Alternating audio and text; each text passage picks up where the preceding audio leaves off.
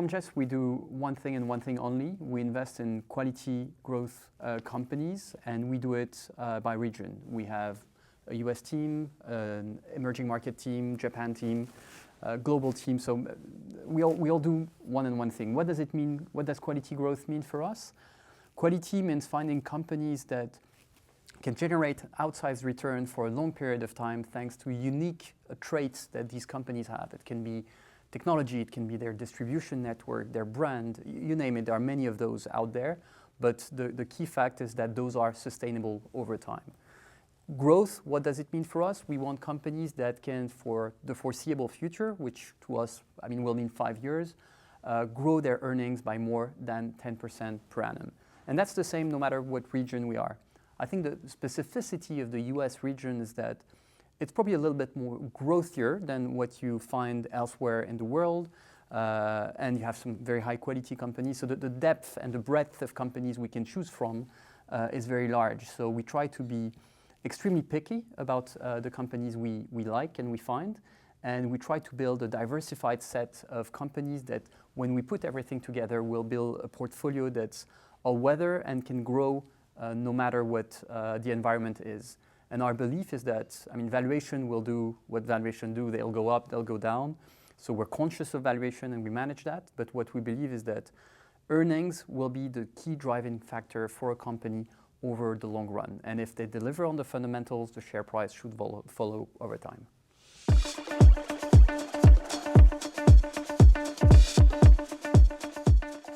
So the Mag 7 have been a key feature of the US equity environment. I think for the past year, they've been responsible for about 60% of performance.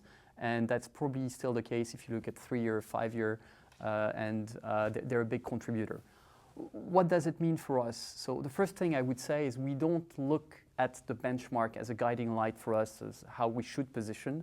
However, if there are some high quality growth names in the Mag 7, we will own them and we will invest in them. And the fact of the matter is, when you look at our fund, we do own 5 out of 7 of the Mag 7.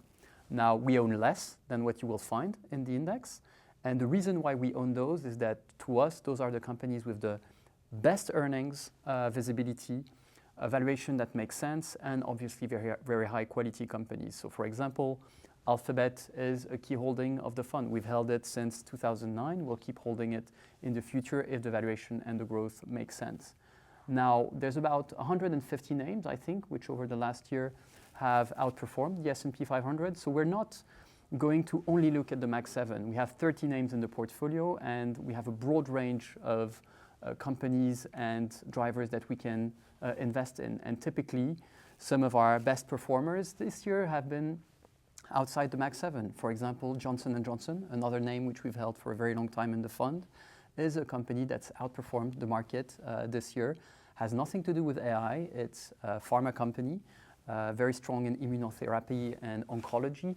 And so if you know the market, if you know where to look, you have some very strong companies which at the moment the market is ignoring and where you can generate alpha from. So yeah, the last thing I would say is that over the recent past, Eli Lilly, Costco, all names outside of AI, they've been a strong contributor, and they're not Mag 7.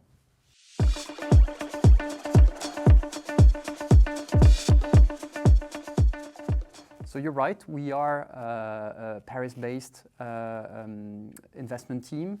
Now, I think in this world, it doesn't matter that much where you're based. I think the information flow from the US is seamless. You can get it wherever you stay. And I would actually say this is a plus to be based in Paris. You're a little bit outside of the noise.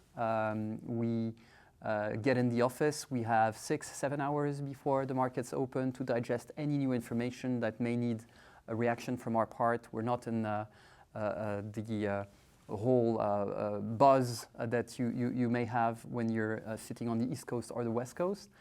We also are visible for companies by sitting in Paris. So we are a fairly large asset manager. We manage roughly 20 billion. Our US assets make up 4 billion in Comgest. And that puts us on the map for companies being based in Europe. If we were the same size in the US, not so much. So that's advantage number one. Advantage number two is In some cases, it will enable us to discover or understand business model sooner than, let's say, US peers. An example would be the company Avery Dennison. They're a company specialized in labeling, so the sticky labels you put on food, the labels you have on apparel. And they also have a business called RFID, radio frequency identification.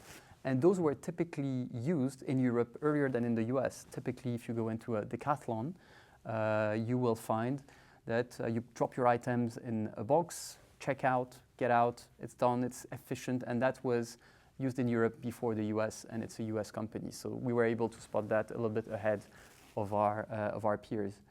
The final thing I would say is that it probably even matters, what matters even more is the diversity of the team you get, and we have a range of nationality and of perspective. We have American people, French people, Italian, Russian, Chinese, and that matters even more than where you're sitting. It's the cognitive diversity and the variant perception you're able to get on the companies no matter where you are.